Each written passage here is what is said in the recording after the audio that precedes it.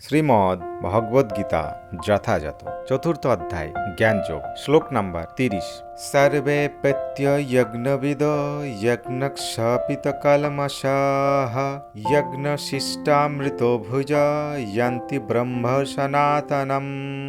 শব্দার্থ: সর্বে সকলে, অপি আপাতত দৃষ্টিতে পৃথক হলেও এতে এরা সকলে, যজ্ঞবিদ যজ্ঞবিদ, যজ্ঞক্ষপিত যজ্ঞ অনুষ্ঠানের ফলে নির্মল হয়ে, কলমষা পাপ থেকে, যজ্ঞশিষ্ট এই প্রকার যজ্ঞ অনুষ্ঠান করার ফলে, অমৃত ভুজ অমৃত ভোজনকারীরা, যান্তি লাভ করেন, ব্রহ্ম পরম, সনাতনম সনাতন প্রকৃতি। অনুবাদ: এরা সকলেই যজ্ঞ তত্ত্ববিদ এবং যজ্ঞের প্রভাবে পাপ থেকে মুক্ত হয়ে তারা যজ্ঞাবিশিষ্ট অমৃত আস্বাদন করেন এবং তারপর সনাতন প্রকৃতিতে ফিরে যান। তাৎপর্য: যজ্ঞাদি সম্পর্কিত পূর্বোক্ত বর্ণনায় জানতে পারা যায় যে দ্রব্যময় যজ্ঞ, তপময় যজ্ঞ, জ্ঞানযজ্ঞ, স্বাধ্যায় যজ্ঞ আদি অনুষ্ঠানের সাধারণ উদ্দেশ্য হচ্ছে ইন্দ্রিয় সংযম করা। ইন্দ্রিয় সুখ ভোগের বাসনাই হচ্ছে ভবরোগের মূল কারণ। তাই ইন্দ্রিয় সুখের ভোগ বাসনা পরিত্যক্ত না করতে পারলে সচিদানন্দময় জীবনের স্তর উন্নীত হওয়া সম্ভব নয়। এই স্তর হচ্ছে শাশ্বত